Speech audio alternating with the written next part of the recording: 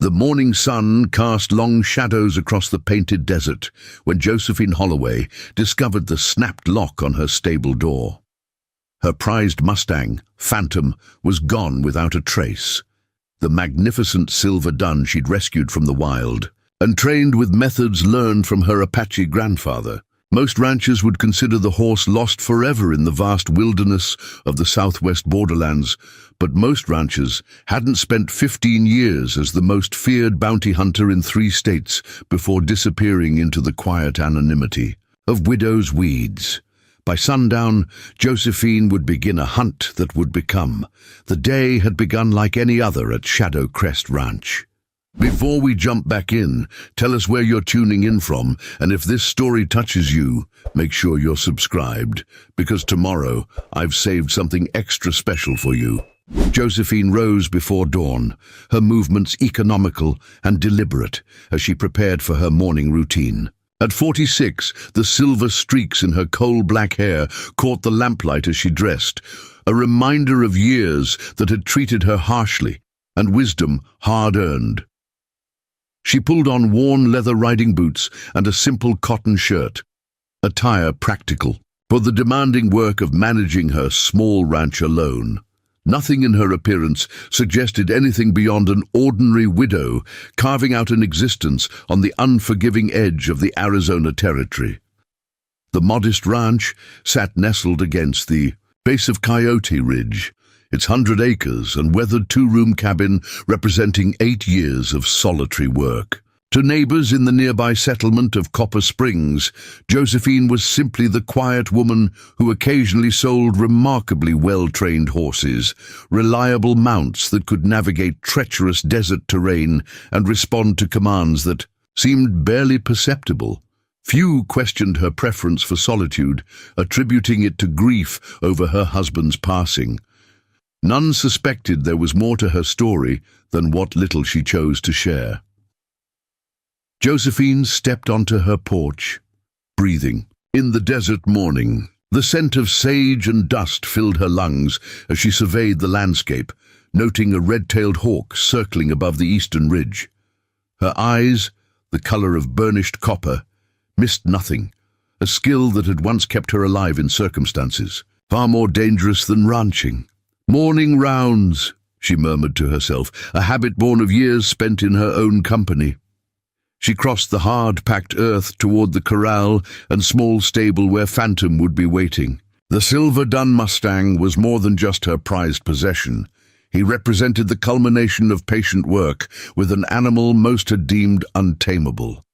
His bloodline traced back to Spanish horses that had escaped into the wild centuries ago, creating a strain renowned for intelligence and endurance. Under Josephine's expert handling, he had become extraordinary. The stillness struck her first. Usually, Phantom would nicker softly at her approach, his distinctive greeting audible from yards away. Today, silence hung heavy as the stable came into view. Josephine's stride faltered, instincts long suppressed suddenly roaring to life. Something was wrong. The lock lay on the ground, cleanly cut with precision tools. Inside, the stable stood empty, Phantom's stall abandoned. On the dirt floor, unfamiliar boot prints told a story as clear to Josephine as written words. Multiple men, moving with purpose, leading a reluctant horse. Near the water trough, scuff marks showed where Phantom had resisted before being subdued. Josephine knelt, fingers hovering just above a depression in the soil. Her breathing slowed as she studied the marks, reading intention and direction in what others would see as random disturbances. Her face remained impassive, but those who knew her in another life might have recognized the slight narrowing of her eyes. A hunter recognizing prey. 4 men, she whispered, studying the ground. 1 heavier, with a slight limp, expensive boots, not local ranch hands. Her fingers drifted to a small object half buried in the dust, a distinctive brass button embossed with a scorpion. Design, she held it up to the morning light, recognition dawning cold and clear. Scorpion Jack Keller. The name triggered memories she'd worked hard to bury. Jack Keller led the notorious Scorpion Gang, responsible for rustling operations across 3 territories. 8 years ago, she'd tracked his brother Miguel across 200 miles of Badlands, bringing him to justice in Yuma before hanging up her tracking tools for good. If Keller had discovered her whereabouts, this theft was more than opportunistic. It was personal. Josephine returned to her cabin with measured steps, her mind already calculating distances and likely routes.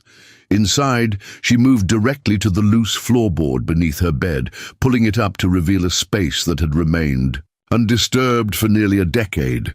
From this hidden compartment, she withdrew a wooden box inlaid with turquoise stones. Her fingers trembled slightly as she lifted the lid.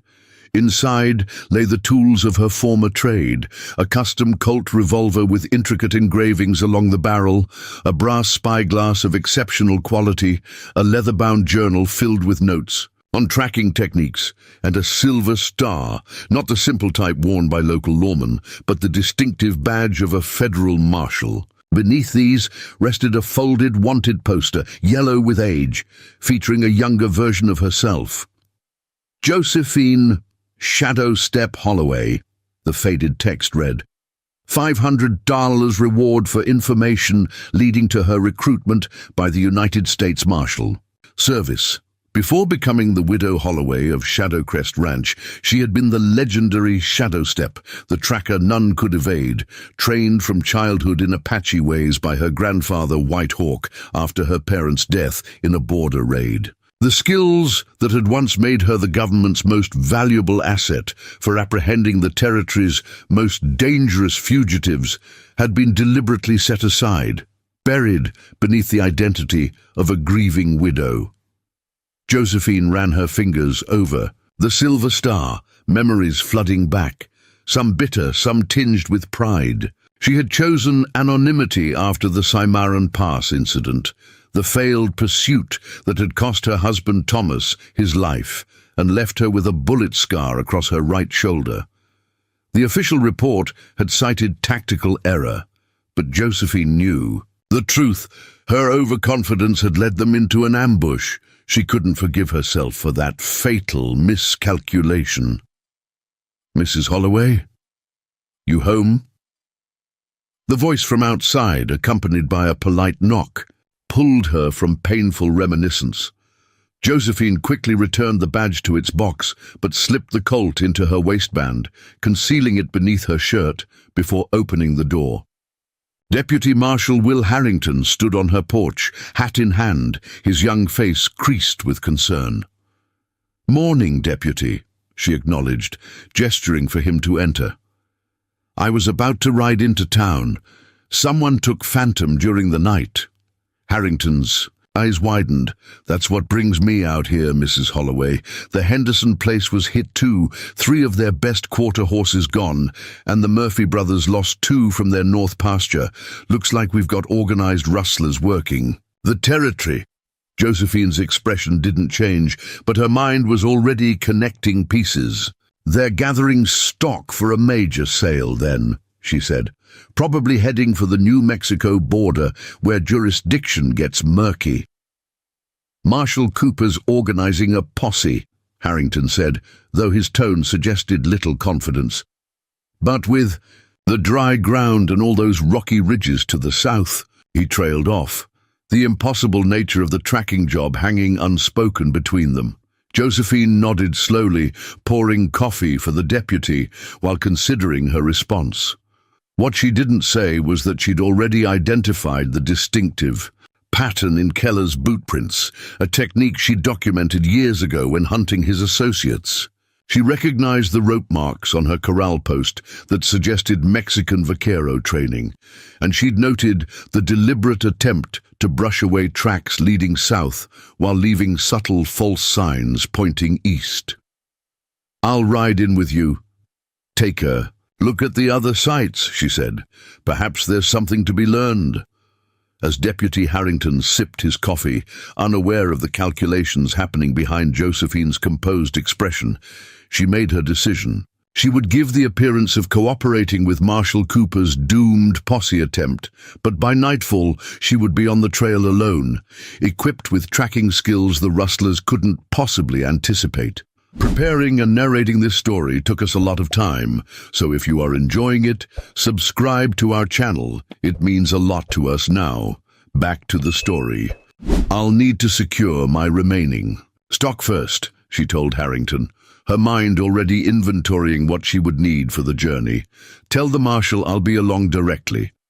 When the deputy departed, Josephine returned to the hidden compartment, this time removing all its contents. She laid out tracking tools developed over decades, specialized magnifying lenses for examining subtle signs, a compass modified for desert navigation, a small kit containing materials for taking casts of prints in different soils. Her fingers lingered on a beaded leather pouch, a gift from her grandfather. Inside lay owl feathers and other natural materials used in traditional Apache tracking methods that modern lawmen often dismissed, but that had proven invaluable in territories where conventional signs disappeared.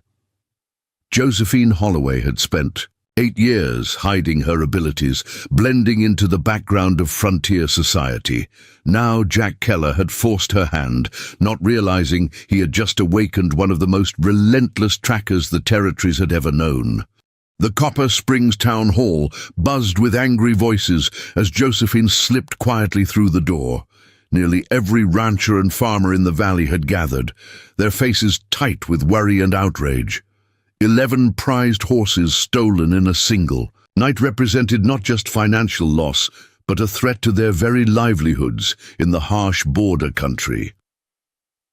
Marshal Cooper stood at the front of the room, his imposing frame commanding attention despite his 60 years. Beside him, Deputy Harrington catalogued the stolen horses' descriptions in a worn ledger, looking overwhelmed by the task before him. Folks, settle down," Cooper called, raising weathered hands. "We've got a situation, but panic won't bring those horses back. I'm organizing a posse to ride out this afternoon." Josephine found a spot against the back wall, observing. Her arrival drew a few curious glances. A woman at a meeting typically reserved for the valley's men, but most were too preoccupied to pay her much attention. "With all due respect, Marshal," Franklin Henderson spoke up, his voice carrying the weight of the valley's largest cattle operation, "those thieves have at least a 12-hour head start, and there hasn't been rain in weeks to leave tracks. We'd be chasing shadows." "You got a better suggestion, Henderson?" Cooper countered, his face reddening slightly. "Telegraph the territorial marshals in Santa Fe," someone called. "Get experienced trackers in here." "Take 2 days minimum," Cooper replied. "By then, those horses will be across the territorial line, or up into the mountain passes." Josephine remained silent, watching the pointless debate unfold. Her eyes drifted to the large territory map hanging on the wall, already calculating routes, natural choke points, and water sources the rustlers would need to use when moving multiple horses through the unforgiving landscape. "Mrs. Holloway," Deputy Harrington suddenly called, turning all eyes toward her. "You're the one who noticed the theft first. Anything unusual you might have seen? Anything that might help us?" The room fell silent as the men turned to stare at the widow. Many, clearly doubting a woman alone, would have noticed anything of value. Josephine straightened slightly, weighing how much to reveal. The debate within her was brief. Lives and livelihoods hung in the balance. Setting aside 8 years of careful anonymity, she stepped forward. "The fence was cut with Mexican wire cutters," she said quietly, her voice nonetheless carrying through the room. "Not common tools for ordinary thieves," Marshal Cooper frowned. "And how would you recognize such a thing, Mrs. Holloway?" Josephine met his gaze steadily. "My late husband traded with vaqueros from Sonora. I recognize the pattern." It wasn't a lie, merely an omission. Thomas had indeed traded with Mexicans, though Josephine had spent far more time studying criminal techniques than he ever had. "The thieves also left false trails," she continued, pulling a small notebook from her pocket. Signs pointing east toward Diamondback Pass, but the horses were actually taken south toward the Dragoon Mountains. The room erupted in surprised murmurs. "How can you be so sure?" Henderson demanded, skepticism heavy in his voice. Josephine opened her notebook, revealing a detailed sketch of horseshoe imprints, because one of the horses they're riding has a distinctive shoe. Custom work with an unusual wear pattern on the right front hoof. The impression is deeper on the south trail, hidden beneath brush they disturbed when passing. The men exchanged glances, clearly questioning how a widow who raised horses could make such precise observations. Dr. Sarah Wilson, the town's physician and one of the few who'd made an effort to befriend Josephine, stepped forward with a knowing smile. "Perhaps you gentlemen aren't aware that Mrs. Holloway routinely tracks down strayed livestock for half the valley. Just last month, she found the carpenter boy when he wandered off into the Badlands, in that sandstorm no less." Josephine shot Sarah a grateful look. The doctor knew more about Josephine's past than most, having treated her shoulder wound during a particularly painful flare-up 2 winters ago, but she'd kept Josephine's confidence. "With all due respect," Henderson persisted, "finding a stray calf is a far cry from tracking organized horse thieves." "My observations are yours to use or ignore, Mr. Henderson," Josephine replied calmly. "I merely thought they might help." "Marshall." Cooper studied her with narrowed eyes, something like recognition flickering across his face. You remind me of someone I heard about years back. The federal marshals had this woman tracker who could follow a man through 3 territories without losing the trail. Story was she could track a ghost over bare rock if she had to. Josephine kept her expression neutral, though her pulse quickened. "Sounds like tall tales lawmen tell around campfires, Marshall." "Maybe so," Cooper conceded, but his gaze remained thoughtful. "But I'd be a fool to ignore good information regardless of the source. Mrs. Holloway, would you be willing to show us exactly where you think they headed?" As she moved to the front of the room, conversation resumed around her. She took the pencil Deputy Harrington offered, making quick, precise markings on the territory map that showed not just the direction she believed the rustlers had taken, but the likely route they would follow, based on terrain, water access, and the limitations of moving multiple horses. What she didn't explain was how she knew these details, how years of tracking had taught her to think like her quarry, to anticipate their needs and limitations. She didn't mention that her Apache grandfather had taught her to see the landscape as a living entity that kept records of every creature's passing if one knew how to read the signs. "They'll avoid the main trails," she explained, her finger tracing a faint line on the map, "but they can't take 11 horses through the dense canyon country either. They'll follow game trails here, here, and here." She marked 3 spots. "They'll need water by midday in this heat, which means Sidewinder Creek is their likely first stop." The men crowded closer, their initial skepticism giving way to grudging interest. "That's good tracking, Mrs. Holloway," Deputy Harrington said with genuine admiration. "It's just observation," Josephine replied softly, though her eyes revealed a depth of knowledge that went far beyond casual observation. As the meeting concluded and the posse preparations began, Sarah pulled Josephine aside into the relative privacy of the town hall's small kitchen. "You're going after them yourself, aren't you?" the doctor asked bluntly. Josephine's slight smile was answer enough. "Joe, these aren't just opportunistic thieves. Organized horse rustling is dangerous business. These men won't hesitate to kill anyone who follows them." "I'm well aware of the risks," Josephine replied, checking that no one could overhear them. "But Phantom represents more than property to me. Without him, I lose everything I've built." Sarah studied her friend's face. "This isn't just about the horse, though, is it? I've seen that look before.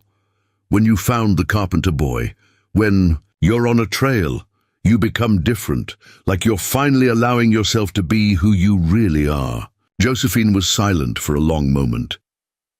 8 years is a long time to keep part of yourself buried, she finally admitted. But I had my reasons. Cimarron Pass, Sarah said quietly. Josephine's eyes flashed with surprise.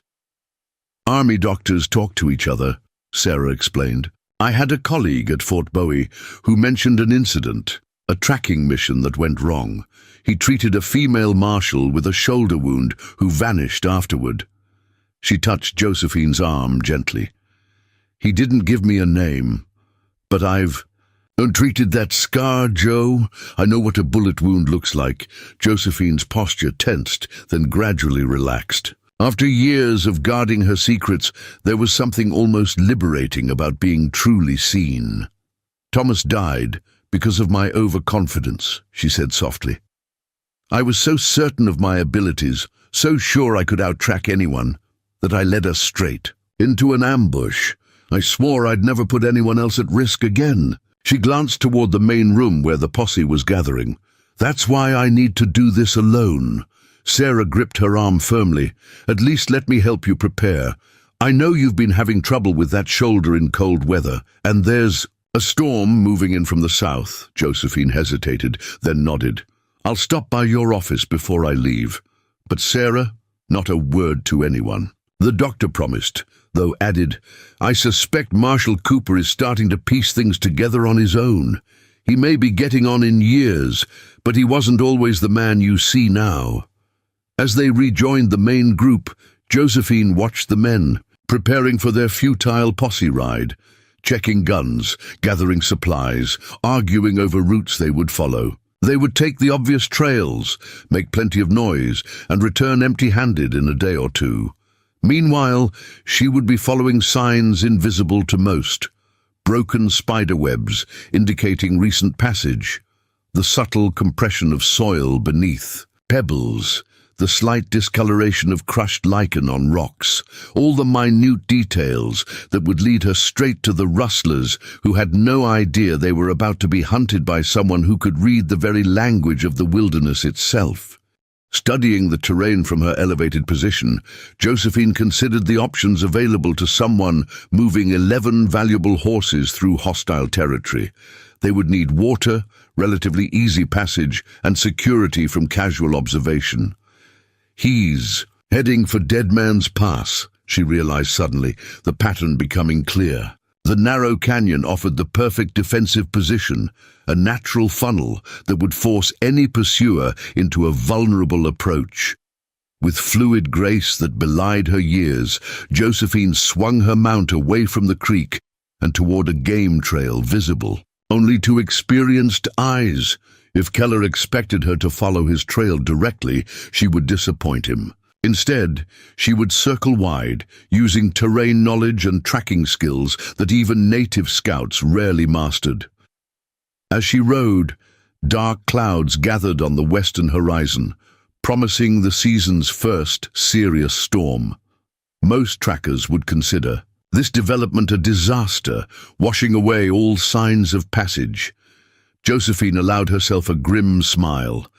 What Keller didn't know, what few people outside her Apache mentors understood, was that rain created new kinds of tracks for those who knew how to read them. Water flow patterns, the way droplets collected on disturbed vegetation, the subtle differences in mud consistency, all became a new language for someone trained to read them. The storm that Keller likely thought would cover his escape would instead become Josephine's ally, revealing secrets that dry ground could never tell. The narrow game trail wound through stands of ancient mesquite as Josephine guided her mount with subtle pressure from her knees, leaving her hands free to scan the surrounding terrain. The afternoon sun filtered through the canopy, creating a dappled pattern of light and shadow that most would find disorienting. For Josephine, these shifting patterns were merely another layer of information, revealing wind direction, animal movements, and potential blind spots where an ambush might lurk. She'd abandoned Keller's direct trail 2 hours earlier, opting, instead, for a parallel route that would intersect with the most logical path toward Dead Man's Pass. The decision wasn't just tactical, It was born of hard-earned wisdom. Following directly behind Keller would play into his strategic thinking, making her vulnerable to the ambush she was certain he'd set. The wind shifted slightly, carrying the distinct scent of tobacco. Josephine immediately reined her horse to a stop, her body tensing. No traveler with legitimate business would be waiting motionless in these badlands, and locals knew better than to smoke while hunting. With practiced silence, she dismounted and secured her horse to a nearby scrub oak, then removed her tracking glasses and tucked them safely into an inner pocket. Drawing her Colt from its holster, she moved forward on foot, each step placed with deliberate care to avoid creating noise. 20 years of tracking had taught her to move like a ghost through even the harshest terrain. 50 yards ahead, the game trail narrowed as it passed between two massive boulder formations, a perfect location for an ambush. Through a gap in the vegetation, Josephine caught a brief glimpse of sunlight reflecting off metal. Someone was waiting at Rattlesnake Ridge, just as she'd anticipated. Keller was too experienced to leave his back trail unguarded. Circling wide to approach from the west, Josephine used the terrain to mask her movements. She'd studied these badlands for 8 years, learning every game trail and seasonal wash. Now she moved through them with the confidence of a predator in familiar territory, her knowledge transforming the desert from potential threat to valuable ally. 20 minutes of careful maneuvering brought her to an elevated position above and behind the ambush point. From her vantage, she could see two men positioned on either side of the trail, the distinctive red bandana of one marking him as Ryan Cantrell, whom she'd glimpsed at Henderson's ranch during her earlier investigation. The other, a slim Mexican, wearing elaborate silver spurs, could only be Vega, the vaquero known for his skill at erasing tracks. They'd positioned themselves well, with clear fields of fire covering the trail approach. Anyone following Keller's main trail would ride directly into their trap. Josephine studied their setup with professional detachment. They'd chosen their positions based on the assumption that a pursuer would follow the obvious trail and approach. From the east, their attention focused entirely in that direction, leaving their western flank, where Josephine now positioned herself, relatively unguarded. A novice might have taken the shot immediately, but Josephine had learned the value of patience. For nearly an hour, she observed the men, noting their habits, the frequency with which they checked their surroundings, and the pattern of their movements. Ryan was fidgety, checking his pocket watch repeatedly. Vega maintained better discipline, but favored his right side, possibly nursing an old injury. As the afternoon wore on, their vigilance began to fade, the monotony of waiting dulling their attention. Snippets of their conversation carried to Josephine's position, revealing growing impatience. "Should have been here by now," Ryan muttered, checking his watch yet again. "Shut up and keep watching," Vega replied, though his own attention had clearly waned. Stone was certain someone was trailing us. Josephine smiled grimly. Stone, that explained the quality of the counter-tracking measures she'd observed. She'd encountered Navajo scouts during her martial days and respected their abilities. If Keller had Stone in his outfit, he'd assembled a formidable team indeed. The men's conversation confirmed her suspicions. Keller was aware of pursuit, but hadn't yet identified his pursuer. More importantly, he expected her to be following his direct trail, which meant the main group was continuing toward Dead Man's Pass, believing this ambush would eliminate any threat. Josephine weighed her options carefully. She could bypass this trap entirely, continuing her parallel approach to intercept Keller's group, but leaving armed men at her back violated a cardinal rule of tracking. Alternatively, she could eliminate the threat now, but gunfire would alert Keller that his ambush had failed. A third option presented itself as clouds darkened the western sky. The approaching storm would provide cover, both visual and auditory. Decision made, Josephine retreated silently from her observation point and returned to her horse. From her saddlebag, she removed a small pouch containing various tools of her trade.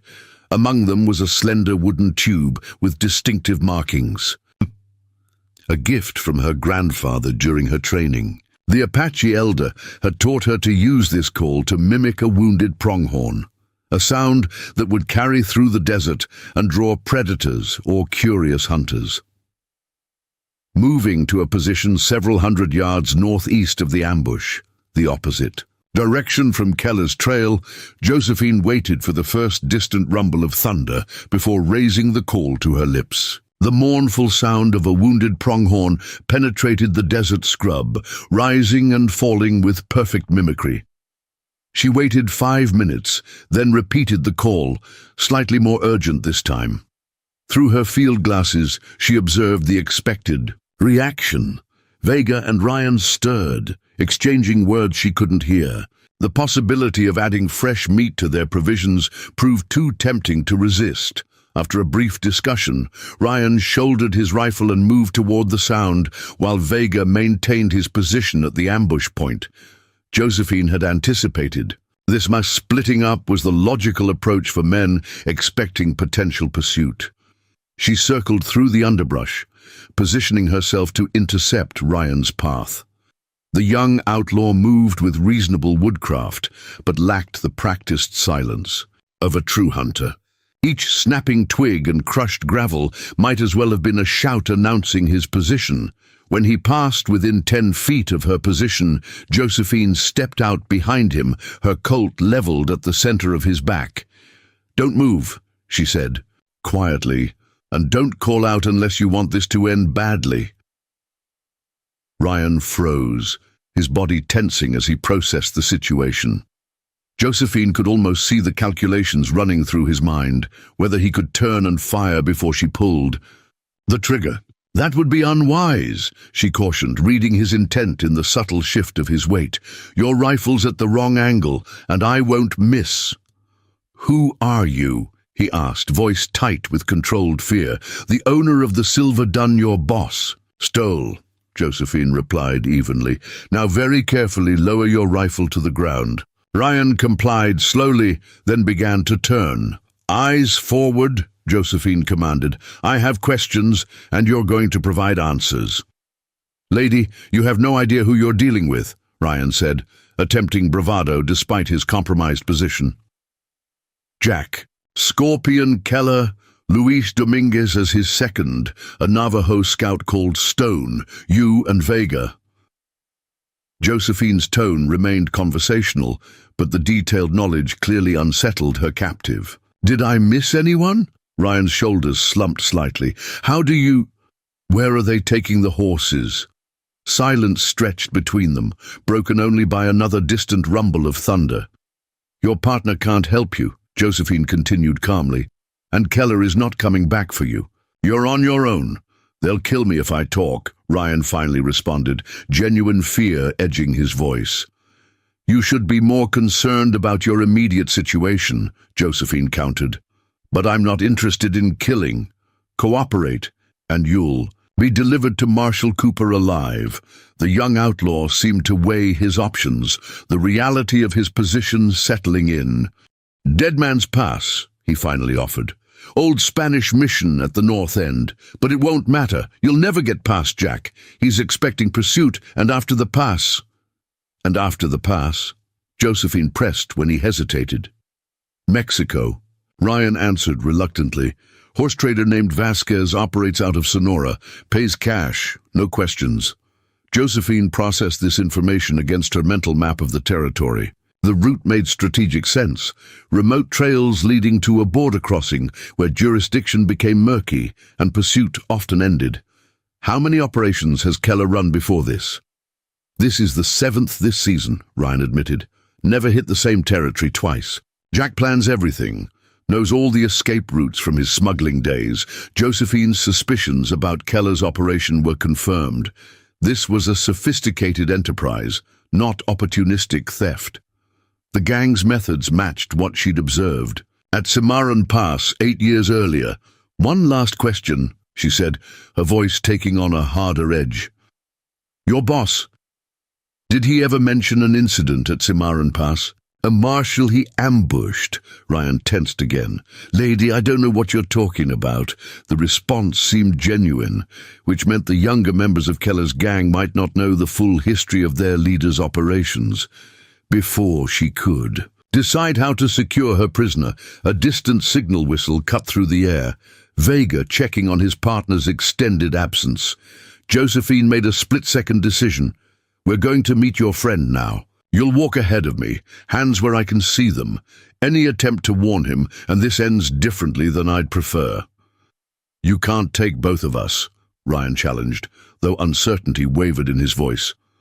I tracked 5 experienced men through terrain they thought would hide their trail, Josephine replied with quiet confidence. Taking 2 rustlers isn't beyond my capabilities. She secured Ryan's wrists with a leather thong, collected his rifle and marched him forward. The approaching storm had darkened the desert further, creating shadows that would mask their approach. As they neared the ambush point, Josephine positioned Ryan carefully, then used the pronghorn call once more, this time from close range. The distress call coming from the direction his partner had gone brought Vega instantly to his feet. Ryan, he called, concern overriding caution. Josephine urged Ryan forward with gentle pressure from her revolver barrel. Tell him you're coming in and everything's fine. It's me, Vega, Ryan called, strain evident in his voice despite his attempt at normality. Found nothing out there. As they emerged into the small clearing by Rattlesnake Ridge, Vega's expression shifted from relief to alarm as he registered his partner's bound wrists and the figure moving behind him. His hand dropped to his holstered pistol instinctively. I wouldn't, Josephine advised, her Colt steady. Your friend is standing directly in your line of fire, and I have no such impediment. Vega's eyes narrowed as he assessed the grey-haired woman holding his partner hostage. Confusion flickered across his features. Clearly, she was not what he had expected. Senora, you are making a mistake, he said, his hand still hovering near his weapon. Do you have any idea who you are interfering with? I know exactly who I'm dealing with, Josephine replied calmly. The question is whether you're willing to risk your partner's life to protect stolen horses. The first heavy drops of rain began to fall, punctuating the tense standoff. Thunder rolled closer, a natural backdrop to the silent battle of wills. Jack Keller doesn't forget those who cross him, Vega warned, his eyes calculating distances and angles. Neither do I, Josephine replied, something in her tone causing both men to look at her with new uncertainty. The rain intensified suddenly, a desert downpour that reduced visibility to mere yards. Vega seized the moment, diving for cover behind a boulder while drawing his pistol in one fluid motion. His first shot went wide, kicking up dust near Josephine's feet. She responded with practiced precision, her bullet striking the rock inches from Vega's head, showering him with stone fragments. The vaquero ducked lower, momentarily blinded. That was a warning, Josephine called over the drumming rain. The next one won't be. Ryan, caught in the middle, dropped to his knees, trying to make himself a smaller target. Vega, don't be stupid. She could have killed us both already. Josephine used the distraction to move laterally, maintaining her aim while seeking better cover. The rain was now coming down in sheets, transforming the dusty ground into slick mud. Visibility continued to deteriorate, but this disadvantaged Vega more than Josephine. Her years of tracking in adverse conditions had honed her ability to sense movement even when she couldn't see clearly. A flash of lightning illuminated the scene in stark relief for a split second. In that moment, Josephine spotted Vega attempting to circle behind a cluster of scrub oak. Her next shot splintered the branch next to his head. This can end 2 ways, she called through the downpour. You surrender and live, or you continue. And I demonstrate that my reputation wasn't exaggerated. What reputation? Vega shouted back, genuine confusion in his voice. Before Josephine could respond, Ryan called out from where he huddled on the ground. "Vega, I think she's that Marshall, the one Jack's brother talked about before Yuma."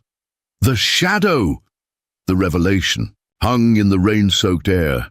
For several heartbeats, only the sound of the storm filled the silence.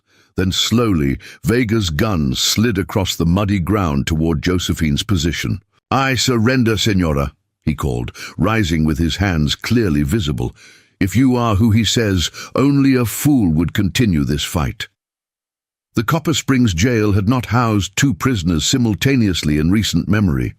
Its single cell, with iron bars that had begun to rust at their moorings, now contained Ryan Cantrell and Diego Vega, both sporting minor injuries from their encounter with a woman they'd severely underestimated. Marshal Cooper stood in the doorway of his office, watching. Deputy Harrington secured the cell door with a heavy padlock. The aging lawman's expression wavered between disbelief and grudging admiration as he turned to Josephine, who sat calmly at his desk, penning her statement. "You mean to tell me," Cooper said, not for the first time, "that you tracked these men through 20 miles of Badlands during a thunderstorm, then took them both prisoner?" Josephine's pen didn't pause as she continued writing. "I fired 2 shots, Marshal, one to get their attention, one to convince Vega that his position was untenable, a distinction he eventually appreciated." Deputy Harrington couldn't contain his excitement as he rejoined them. "Mrs. Holloway, that's the most incredible thing I've ever heard. How did you even find them? The posse lost the trail completely when that storm hit." Josephine completed her statement and signed it with a practiced hand. "Tracking isn't about following footprints, Deputy. It's about understanding your quarry, predicting their needs, limitations, and decisions." She handed the document to Cooper. "Keller's men needed a defensible position for their ambush. Rattlesnake Ridge was the logical choice." Cooper studied the statement, then placed it carefully on his desk. His bloodshot eyes, remnants of years of hard drinking, now held a clarity that suggested her story had cut through more than just his. "Professional skepticism, Holloway," he said quietly, the name hanging in the air between them. "Josephine Holloway." Josephine's expression remained carefully neutral, though her fingers tensed slightly on the edge of the desk. "That's who you are, isn't it?" Cooper continued. "Josephine Shadow Step Holloway, the marshal they called the Shadow." The small office fell silent. Deputy Harrington looked between them in confusion, while from the cell, Cantrell and Vega suddenly paid closer attention. "My name is Josephine Holloway," she replied evenly. "Has been for 8 years." Cooper nodded slowly, a gesture that acknowledged both her words and their deliberate omission. "Served with Marshal Thomas Holloway myself briefly. Fort McDowell, 75. Good man. Died in some incident up north." "Cimarron Pass," Josephine supplied, her voice so soft it was barely audible, the name clearly costing her something to speak aloud. "He was a good man, the best." Understanding dawned in Cooper's eyes, followed by genuine respect. "Well, Mrs. Holloway, your statement's in order. Those rustlers you recovered from Rattlesnake Ridge will need to be locked up until the territorial judge arrives next week.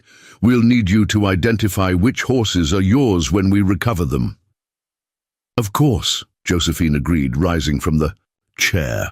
The exchange felt like a pact. Cooper would respect her chosen identity, at least officially. The door to the marshal's office burst open, admitting a gust of rain-laden wind, and 5 men led by Franklin Henderson.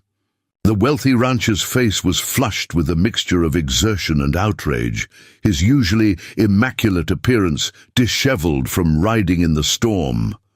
"Cooper!" he bellowed, water dripping from his expensive coat. "Your posse is a complete failure! 6 hours of riding in circles, and not a single—" He broke off as he registered Josephine's presence, then the prisoners visible through the inner doorway. His expression cycled from confusion to disbelief. "What's happening here?" Marshal Cooper straightened to his full height, some of his former authority returning to his bearing. "Mrs. Holloway has apprehended 2 of Keller's rustlers and provided invaluable information on the location of the stolen horses. They're currently holed up at the old Spanish mission in Dead Man's Pass, awaiting our recovery."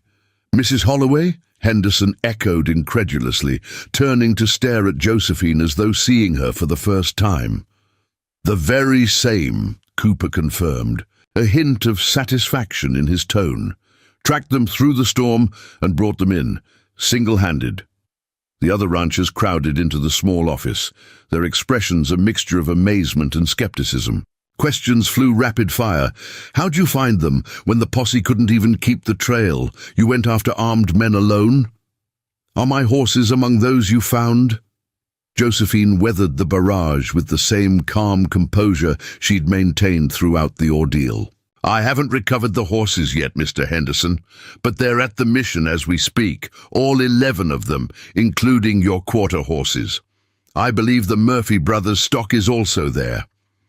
Henderson seemed unable to reconcile the soft-spoken widow who occasionally supplied horses for his ranch with the woman who had just accomplished what his hired men could not. "But how did you—" "Perhaps this discussion could continue tomorrow," Josephine interrupted gently but firmly.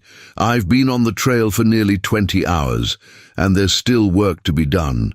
The main band of rustlers remains at large with—" "My Mustang," Cooper nodded his agreement.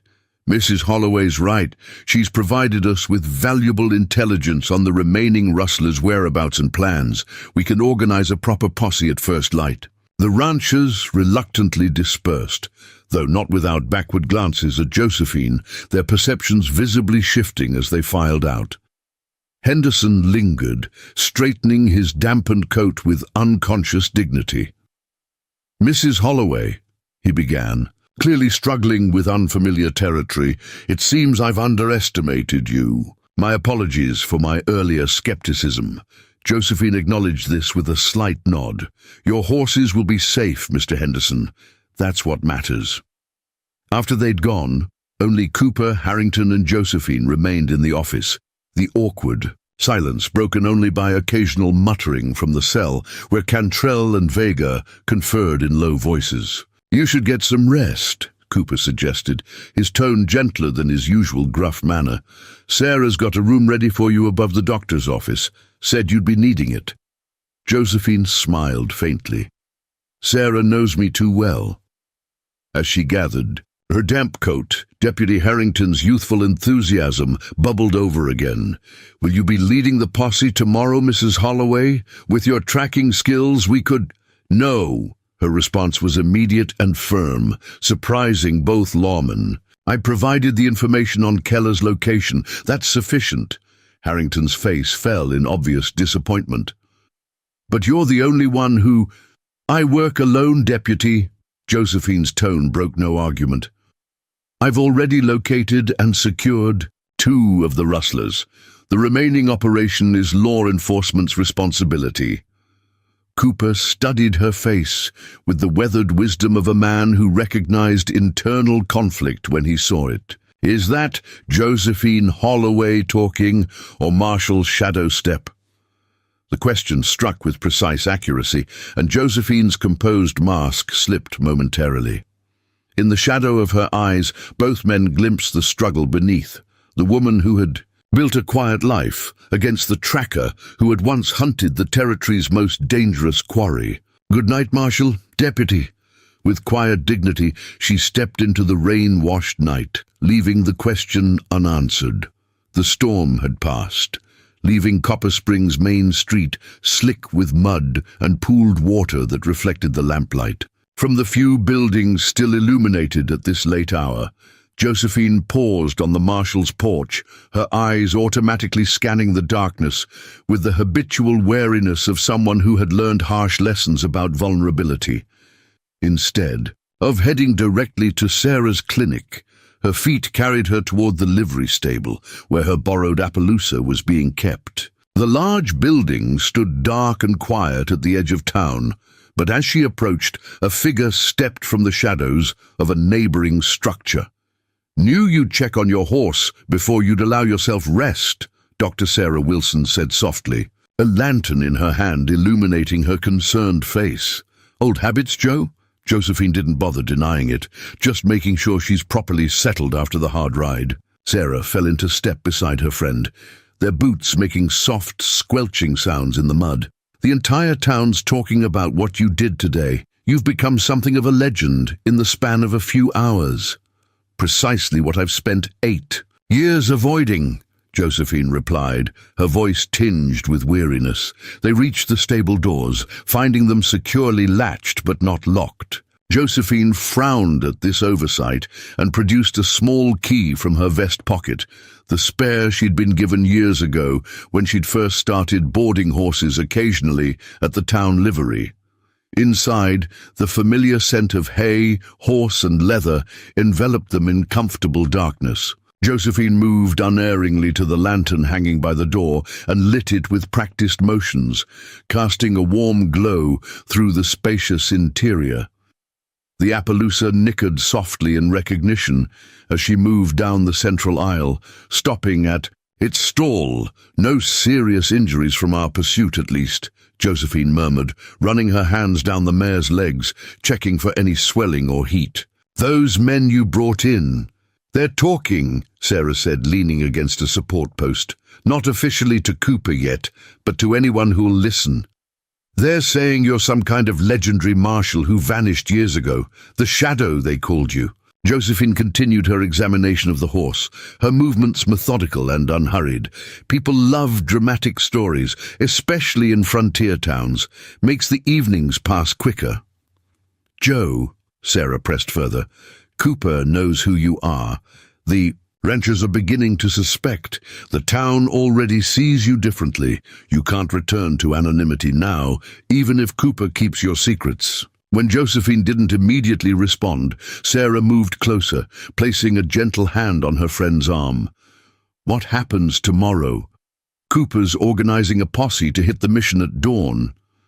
They'll find the remaining stolen horses, Josephine replied, finally turning to face her friend. But not Keller or Phantom. How can you be so certain? Because I know Keller. He's too smart to stay in one location after his ambush team fails to return. He'll have already moved on, taking my Mustang with him. Josephine's voice remained steady, but Sarah could detect the undercurrent of determination. He'll leave the other horses behind as a distraction, allowing him to move faster with just his core team. And you're going after him, Sarah said. It wasn't a question. Alone, Josephine confirmed. Tonight. Sarah studied her friend's face in the lantern light, noting the transformation that had occurred in the past 24 hours. The careful mask of Widow Holloway had fallen away, revealing the sharp-eyed marshal beneath, not entirely gone, as she'd believed, but merely dormant. What changed? Sarah asked quietly. You could have reported the theft to Cooper, let him handle it, like any other settler would. Josephine was silent for a moment, her hand absently stroking the Appaloosa's neck. When I found that button with Keller's scorpion mark, something woke up. Something I'd tried to bury with Thomas. She met Sarah's concerned gaze directly. It wasn't just about Phantom anymore, it was about unfinished business. Cimarron Pass. 8 years, Sarah. 8 years of wondering if I could still do what once came as naturally as breathing. 8 years of hiding, not just from Keller, but from myself. Josephine's voice carried no self-pity, only clear-eyed assessment. Today answered that question. And what was the answer? Sarah asked gently, that Josephine Holloway and Shadowstep aren't separate people. They never were. A ghost of a smile touched her lips. Perhaps that's what I've been running from all along. Sarah nodded slowly, understanding. What do you need from me? Fresh supplies, medicine for my shoulder if the weather turns, and your silence until morning. Josephine's expression softened. And perhaps a friend who doesn't look at me differently now that you know the truth. Sarah squeezed her arm gently. You'll always have that, Joe, but be careful. Keller won't underestimate you a second time. Counting on it, Josephine replied, a dangerous glint in her copper eyes. "It's the only advantage I have." 2 hours before dawn, Josephine slipped from Sarah's clinic into the still dark streets of Copper Springs. She wore clothes few in town, had seen a dark buckskin jacket with hidden pockets for her tracking tools, cavalry-style riding pants reinforced at the knees and seat, and moccasin boots that left minimal prints. Her grey-streaked hair was tightly braided and tucked beneath a wide-brimmed hat that shadowed her face. At her hip rode the Colt revolver, no longer hidden but worn openly in a custom holster designed for quick draw.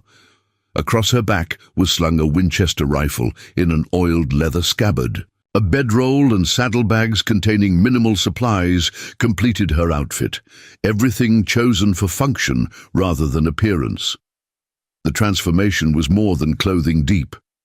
Josephine moved differently now, the careful, measured pace of the widow replaced by the fluid, ground-covering stride of a woman accustomed to tracking prey across vast distances. Even in the pre-dawn darkness, she navigated the muddy streets without hesitation, her course set for the livery stable, where a fresh mount awaited. Sarah had arranged for her to take Henderson's best stallion, a powerful bay with remarkable endurance. The rancher, still grateful for the recovery of his horses, had agreed without questions when the doctor claimed Josephine needed to check something on the rustler's trail before the posse departed.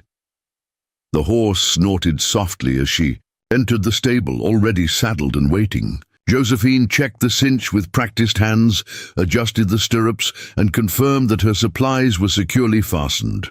Within minutes, she was guiding the stallion through Copper Springs' back streets, avoiding the main road where early risers might spot her departure. Once beyond the town limits, she urged the horse into a ground-eating canter, heading not toward Dead Man's Pass, where Cooper's posse would find the abandoned horses, but southwest toward the border country, the direction her instincts and experience told her Keller would choose for his escape. The storm had cleared the air, leaving a crystalline desert dawn in its wake. As first light painted the eastern horizon, Josephine reined in atop a rocky prominence, surveying the terrain that stretched before her. Miles of scrubland gave way to increasingly rugged country, cut through with dry washes that would become raging torrents with the next rain. Beyond, the blue shadows of the Dragoon Mountains marked the last significant barrier before the Mexican border. She removed her field glasses from their leather case, systematically scanning the landscape for any sign of movement. Nothing immediately caught her eye, but she hadn't expected it to be easy. Keller would be avoiding open ground, sticking to arroyos and brush-choked canyons where pursuit would be difficult. Josephine closed her eyes, centering herself in the way her grandfather had taught her. "Listen to the land," Whitehawk had instructed during her childhood training. "It will tell you what your eyes cannot see." The desert was waking around her.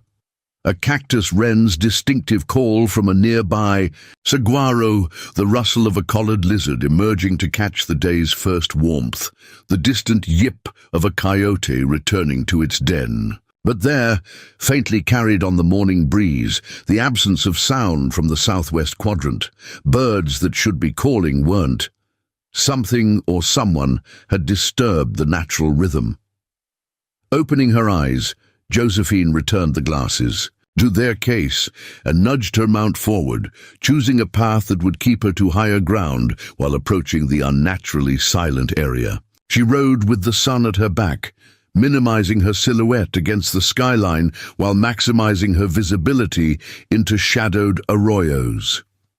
2 hours of careful travel brought her to the edge of a sprawling canyon system locally known as the Devil's Playground, a maze of interconnected ravines, caves, and narrow passages notorious for hiding places favored by smugglers and renegades. It was perfect terrain for someone like Keller, who knew how to exploit natural features for concealment and defense. Josephine dismounted, securing her horse in a protected hollow where he would have shade as the day heated up. From here, she would proceed on foot, quieter, less visible, and able to access places no horse could navigate. Before moving out, she studied the ground carefully, looking for any sign of recent passage. The previous day's rain made tracking both easier and harder. Easier because soft ground held impressions well, harder because the downpour had obliterated many subtle signs. Yet to Josephine's trained eye, the story was there to be read. A crushed, prickly pear pad, its damage too recent for the cut to have dried. A displaced rock whose newly exposed underside still showed dampness. Most telling, a partial hoofprint in a patch of sand, protected from the worst of the rain by an overhanging ledge, the distinctive pattern of a shoe she recognized as belonging to Stone's mount, not Phantom's. Smart, she murmured to herself. Keller's keeping Phantom unshod to minimize trackable prints. She drew her Winchester from its scabbard and checked the load, then moved forward into the canyon system, following the sparse but readable signs of Keller's passage. The sun climbed higher, heating the rocks around her, but Josephine barely noticed the rising temperature. She was fully immersed in the hunt now, her senses hyper-attuned to every detail of her surroundings. As she navigated a particularly narrow passage, a small movement caught her eye. A lizard darting beneath a rock more quickly than natural caution would dictate. Something had startled it, and recently. Josephine froze, pressing herself against the canyon wall, becoming as motionless as the stones themselves. 30 seconds passed. A minute, then faintly she heard it. The soft clink of metal against stone, perhaps a spur or bit, quickly silenced. Someone was ahead, and close. Josephine mentally reviewed her understanding of the canyon's layout. If she remembered correctly, this passage opened into a small box canyon with a seasonal spring, one of the few reliable water sources in the area. An ideal spot for Keller to rest his remaining horses before the final push to the border. Moving with glacial slowness, she eased along the canyon wall toward a narrow side fissure she'd spotted several yards ahead. The crack in the rock face was barely wide enough for a person to slip through sideways, but it appeared to angle upward toward the rim of the box canyon. If she could reach the high ground undetected, she'd have both visibility and tactical advantage. The fissure proved even tighter than it had appeared, forcing Josephine to remove her gun belt and push it ahead of her as she squeezed through the narrow opening. Sharp rock edges tore at her clothing and scraped her skin, but she continued upward without pause, using hands and feet in opposing pressure to climb the vertical chimney. 15 arduous minutes brought her to a small ledge overlooking the box canyon. Cautiously, Josephine peered over the edge, and her heart quickened at what she saw below. 3 horses were picketed near the spring, Stone's Pinto, Dominguez's Sorrel, and standing apart from the others, his silver coat gleaming in the sunlight Phantom. The Mustang looked unharmed, though his head hung lower than usual, suggesting fatigue from hard traveling. Of the men, she could see only 2, Stone squatting by a small, nearly smokeless fire, and Dominguez checking his saddle gear.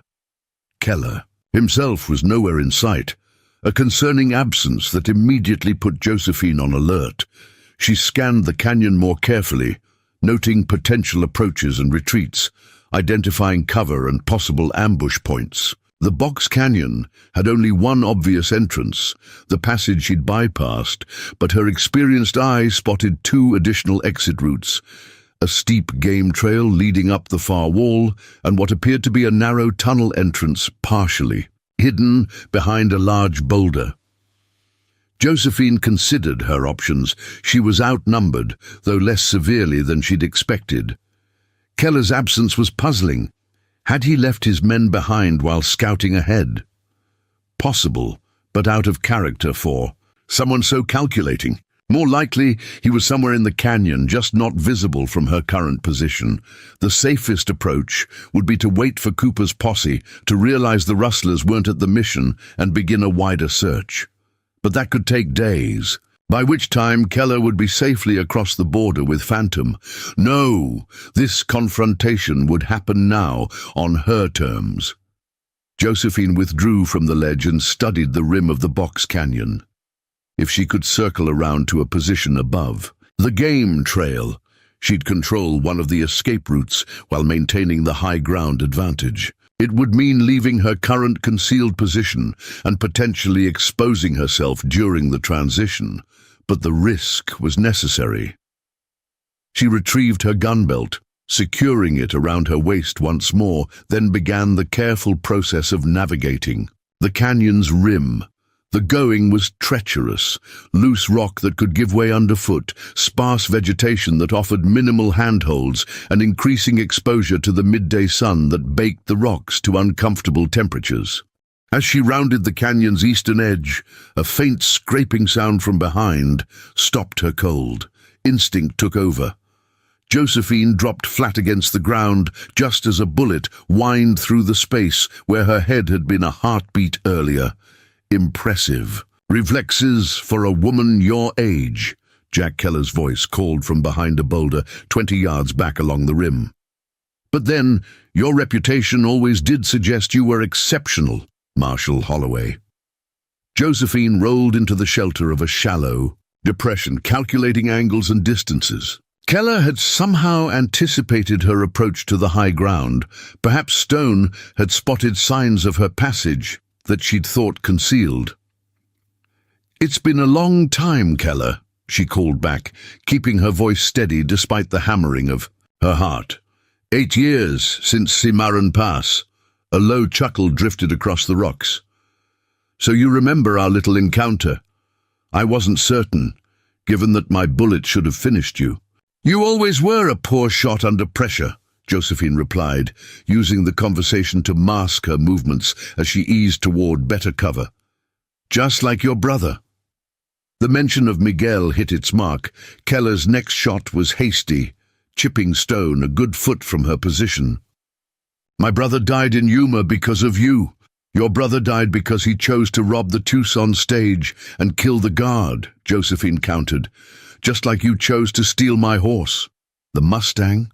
Genuine surprise colored Keller's voice. "You're hunting me across the territory for a horse? Or is this about finishing what started at Cimarron?" Josephine had reached a cluster of boulders that offered better protection. She risked a quick glance around the edge, catching a glimpse of Keller's position. He'd moved as well, circling to try and flank her. The canyon's natural acoustics were playing tricks, making his voice seem to come from his previous location. "Maybe both," she answered, deliberately projecting her voice toward his old position while sighting her Winchester on his new one.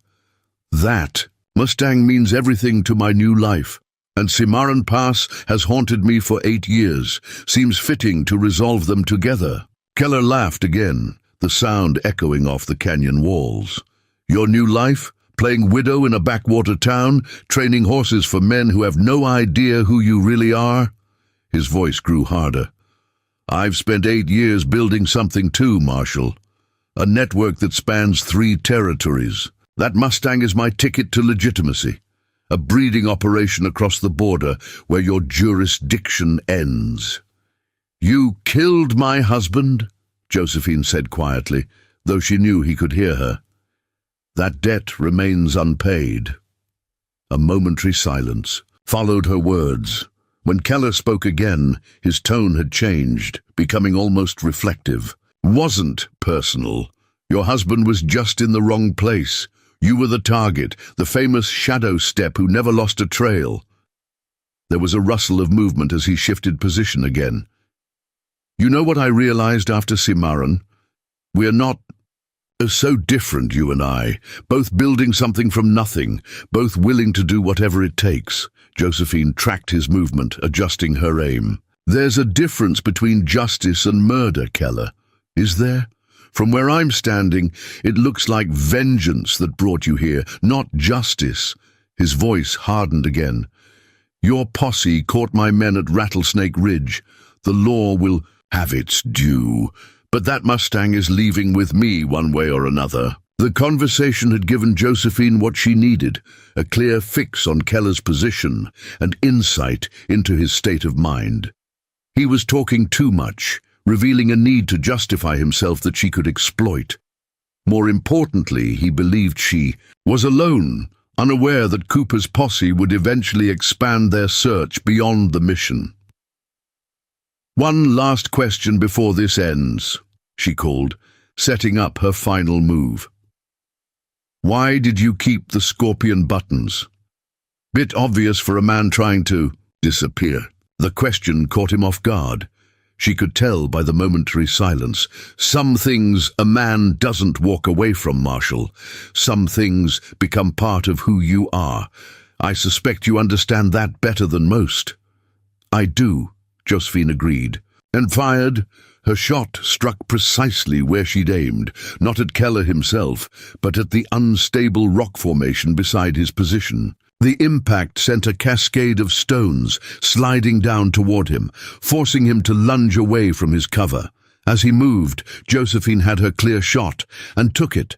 Keller cried out as her bullet found his shoulder, the force spinning him around. His boot slipped on the loose rock, and for a heart-stopping moment he teetered at the edge of the canyon rim. Their eyes met across the distance, hers steady, his wide with sudden fear. Then he vanished over the edge. The crash of his fall echoed through the canyon, followed by shouting from below as Stone and Dominguez reacted to their leader's plummet. Josephine moved quickly to the edge, Winchester ready, and observed the scene below. Keller lay sprawled on a rock outcropping 30 feet down, alive but clearly injured from both the bullet and the fall. His men were scrambling toward him, weapons drawn, looking up to find the source of the attack. "Next one goes through center mass," Josephine called down, her rifle trained on Dominguez, the greater threat. "Drop the guns and move away from him." Stone and Dominguez exchanged quick glances, assessing their options. With their leader down and an unseen shooter commanding the high ground, those options were limited. After a tense moment, both men carefully placed their weapons on the ground. "Hands where I can see them," Josephine ordered. "Move to the spring and sit down, backs against the rock." As they complied, she called down to Keller, who was struggling to sit up despite his injuries. "Don't move unless you want to join your brother in Yuma's cemetery. You've got us pinned down," he acknowledged through gritted teeth, "but you're still outnumbered, Marshall. You can't bring us all in alone." A smile touched Josephine's lips as she heard what Keller couldn't. The distant sound of hoofbeats. Approaching the canyon entrance, it seemed Cooper was sharper than she'd given him credit for. "Who said I was alone?" she called back. Marshal Cooper drew rein at the entrance to the box canyon, raising his hand to halt the posse of 12 riders. Behind him, his weathered face registered surprise at the tableau before him. 2 men seated with their backs against rock near the spring, a third figure sprawled injured on a ledge partway up the canyon wall, and above them all, the unmistakable silhouette of Josephine Holloway standing guard on the rim. "Well, I'll be damned," he muttered, then turned to address Deputy Harrington beside him. "Looks like Mrs. Holloway decided not to wait for us after all." "She's got Keller," Harrington replied, awestruck, "and his whole gang. How did she—" "Questions for later," Cooper cut him off, raising his voice to address the men behind them. "Henderson, take 4 men and secure those 2 by the spring. Williams and Carter, see if you can find a way up to where Keller's pinned. The rest of you establish a perimeter. I don't want any surprises." As the posse dispersed to carry out his orders, Cooper dismounted and approached the center of the canyon, looking up to where Josephine still maintained her position. "Quite a mess you've gotten yourself into, Mrs. Holloway," he called, though the hint of admiration in his voice belied the criticism. "Mind telling me what you're doing outside my jurisdiction with 3 wanted men at gunpoint?" "Recovering stolen improperty, Marshal," Josephine called back, gesturing toward Phantom with her free hand while keeping her rifle trained on the prisoners. "Thought I'd save you some trouble while I was at it." Cooper chuckled despite himself. "Mighty considerate of you." He nodded toward Keller, who was now being approached by two posse members finding their way up the slope. "He need a doctor?" "Bullet. In the shoulder and a fall," Josephine answered. "Nothing fatal, though I suspect he's wishing otherwise about now." While the posse secured the prisoners, Josephine picked her way carefully down from the rim, choosing a route that kept her weapon ready until she was certain the situation was under control. By the time she reached the canyon floor, Keller was being half carried, half dragged down from his ledge, his face contorted with pain, but his eyes burning with undiminished hatred. "You should have killed me when you had the chance, Marshal," he spat as they brought him past her. "This isn't over." Josephine regarded him coolly. "It was over the moment you stole my horse, Keller. You just didn't know it yet." With Keller and his men securely bound and under guard, Josephine finally approached Phantom. The silver dun raised his head at her. "Approach," ears pricking forward in recognition. She ran her hands along his neck and flanks, checking for injuries, murmuring softly to him in Apache, words her grandfather had taught her for calming frightened animals. "He's unharmed," she told Cooper, who had come to stand beside her. "Tired, but no worse for the journey." "And like his former owner," Cooper observed, nodding toward Keller, who was having his shoulder wound roughly bandaged by one of the posse members. "He'll hang for what he did at the Henderson Ranch. Murder of a ranch hand during the theft." Josephine's expression revealed nothing, though inside she felt a complex mix of emotions, satisfaction that justice would be served, but no joy in the man's impending death. Vengeance had never been her motivation. Not really.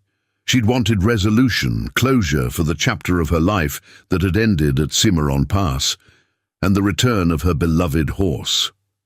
"Marshal," she said after a moment, "there's something you should know before you take them back to Copper Springs." Cooper raised an eyebrow questioningly.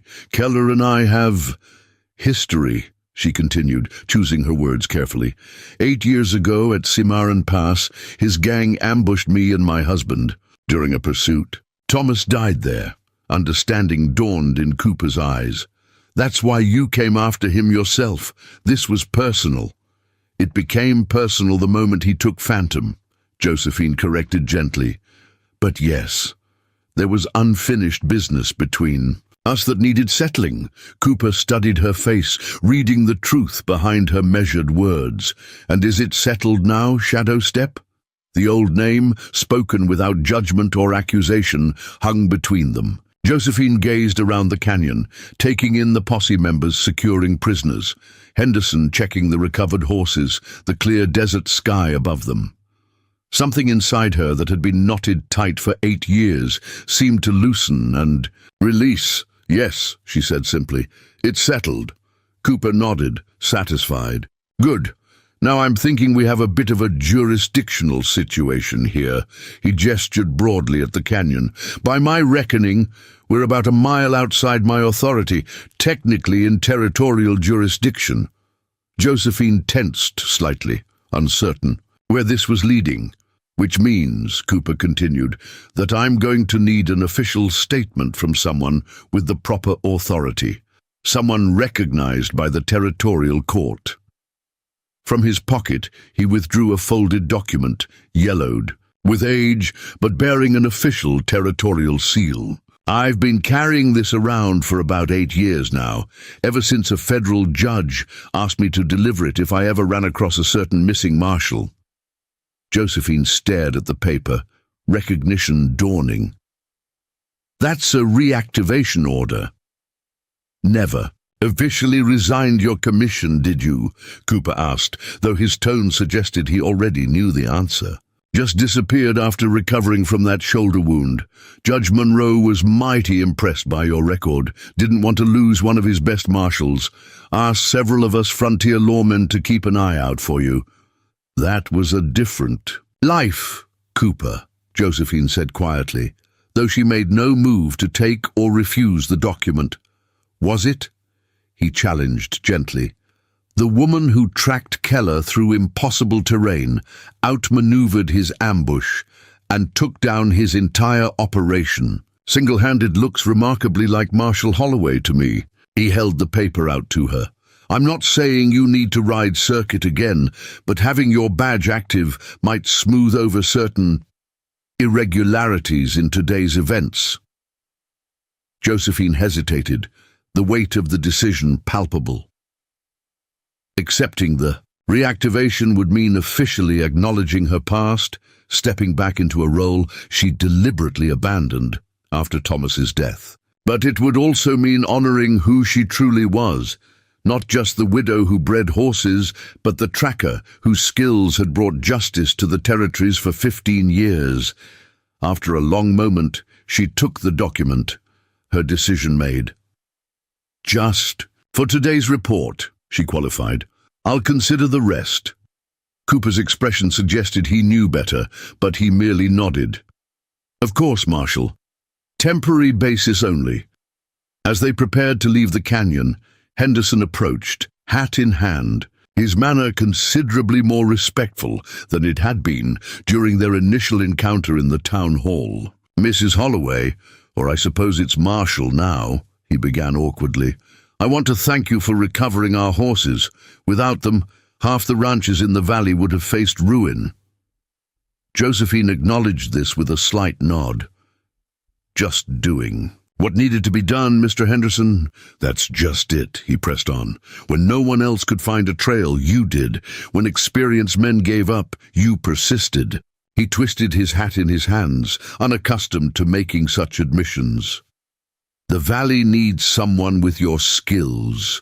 The town council would be willing to offer you a position. Official tracker for Copper Springs and the surrounding ranches. Paid position, of course. The offer caught Josephine by surprise. She glanced at Cooper, who was making no attempt to hide his amusement at Henderson's sudden change of heart. I have my ranch to run, she replied carefully, and my horses to train. Of course, Henderson hastened to add. This would be supplementary, only when needed. You could name your terms. Before Josephine could respond, Sarah Wilson rode into the canyon, medical bag secured to her saddle.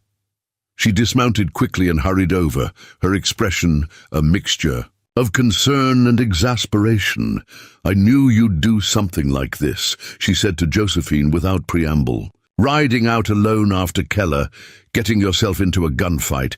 Have you even checked that shoulder since yesterday? Hello to you too, Sarah, Josephine replied dryly. How did you find us? I'm the town doctor. When Cooper's posse rode out, he told me where they were headed.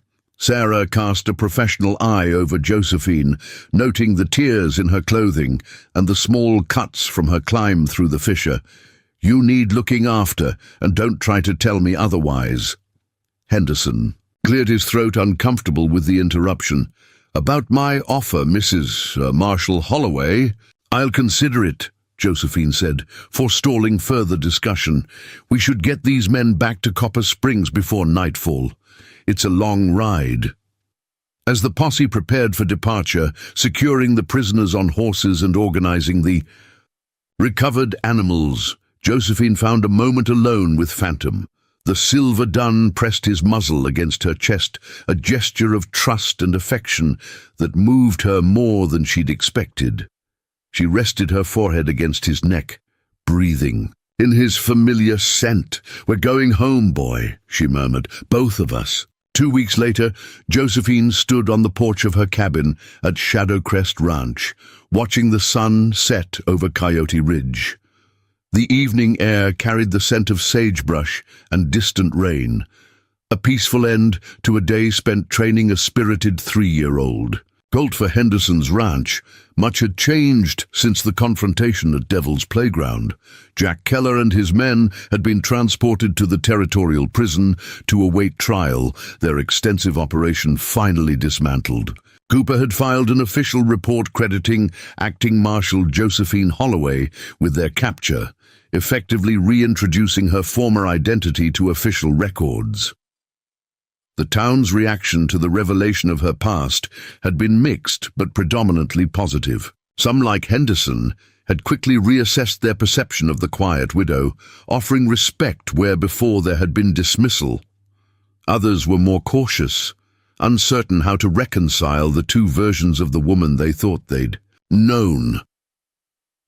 Sarah had been her stalwart defender, reminding anyone who questioned Josephine's deception that frontier survival often required reinvention. She came here to heal, the doctor had told Cooper when he'd pressed for details. The rest of it is her story to tell when she's ready. Phantom nickered from the corral, drawing Josephine's attention. The Mustang had recovered fully from his ordeal, though he seemed more protective of his territory now, more alert to strangers. Approaching the ranch. Some lessons once learned weren't easily forgotten, something Josephine understood all too well. The sound of an approaching rider brought her hand instinctively to her hip, where the colt now rode openly rather than concealed beneath widow's weeds. She relaxed slightly when she recognized Deputy Harrington's lanky figure on the road. "Evening, Marshal," he called as he dismounted at her gate, still using the title despite her insistence that it was premature. "Brought that paperwork, Marshal," Cooper mentioned. Josephine invited him onto the porch, offering a chair and a cup of coffee as he extracted a thick envelope from his saddlebag. "Judge Monroe's response came in on today's stage," Harrington explained, handing her the envelope. "Cooper said you'd want to see it right away." Josephine broke the seal and removed several official documents. The first was a formal acknowledgement of her return to active status, albeit in a limited capacity as she'd requested. The second was more surprising. A commission naming her special territorial marshal with jurisdiction throughout Arizona Territory, but with the unusual provision that she could operate from her ranch rather than constantly riding circuit. "Judge, seems mighty keen to have you back in some capacity," Harrington observed, watching her expression as she read. "Cooper says it's unprecedented, this arrangement." "Monroe always did have unconventional ideas about law enforcement," Josephine replied, a hint of fondness in her voice. "We worked together when I first carried a badge. He understands that sometimes justice needs flexibility to function in these territories. Does that mean you're accepting?" Harrington asked eagerly. Josephine set the papers aside, considering her answer carefully. 2 weeks ago, she would have rejected the offer outright, determined to maintain the quiet anonymity she'd built at Shadowcrest. But the events surrounding Phantom's theft had changed something fundamental in her perspective. "I'm considering it," she said finally. "On my terms. I won't abandon what I've built here, the ranch, the horses, this life I've created. But perhaps there's room for both parts of who I am." Harrington nodded, clearly pleased with even this tentative response. "Town Council will be glad to hear it. They approved Henderson's proposal this morning, official tracker for the valley, working in conjunction with Cooper when needed." After the deputy departed, Josephine remained on the porch as twilight deepened around her. From inside the cabin, she could see the glow of the lamp she'd lit earlier, illuminating the main room with its simple furnishings. On the mantel above the fireplace rested two objects side by side, her old marshal's badge removed from its hiding place and polished to a soft gleam, and beside it the deed to Shadowcrest Ranch, the physical representation of the life she'd built after Cimarron Pass. For 8 years, she'd seen these two aspects of herself as irreconcilable opposites: the widow and the marshal, the horse breeder and the tracker, the woman seeking peace, and the one who had hunted the territory's most dangerous fugitives. She'd believed that embracing one meant rejecting the other, a binary choice with no middle ground. Now, standing on the threshold between her home and the vast territory beyond, Josephine understood that the division had always been artificial. Tracking Keller hadn't diminished the life she'd built at Shadowcrest. It had completed it, filling in pieces she hadn't even recognized were missing.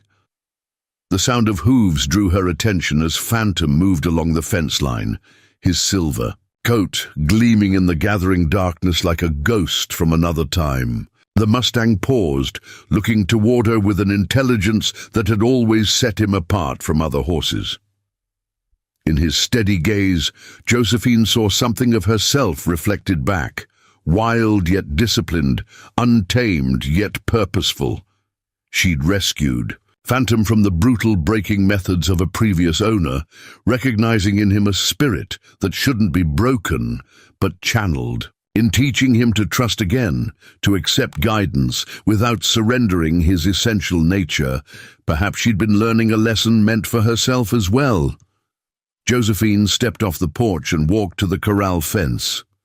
Phantom approached immediately, lowering his head to accept her touch. She ran her hand along his powerful neck, feeling the steady pulse of life beneath her fingers.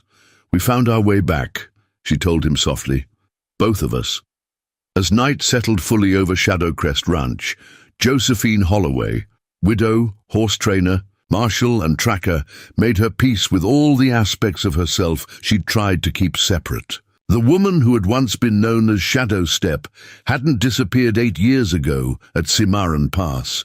She had simply been waiting, like a part of a story left unwritten, for the moment when she would be needed again. Tomorrow would bring new challenges. A meeting with Cooper about her commission. Henderson's cult needing further training, perhaps eventually a new pursuit across the territories.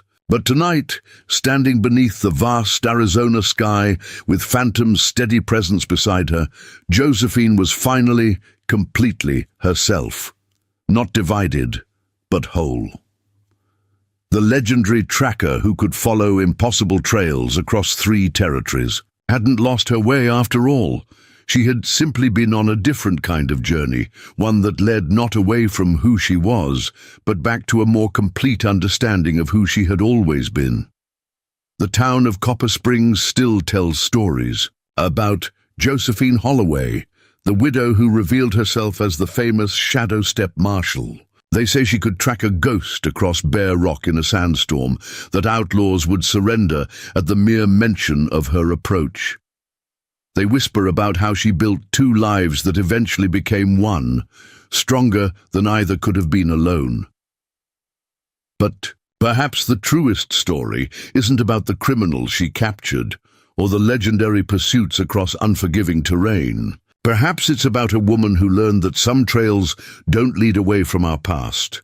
They lead toward a future where we no longer need to choose between who we were and who we've become.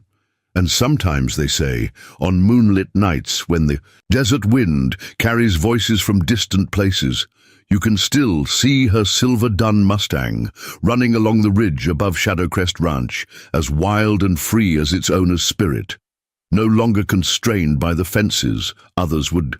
Up next, you've got 2 more standout stories right on your screen. If this one hit the mark, you won't want to pass these up. Just click and check them out, and don't forget to subscribe and turn on the notification bell so you don't miss any upload from us.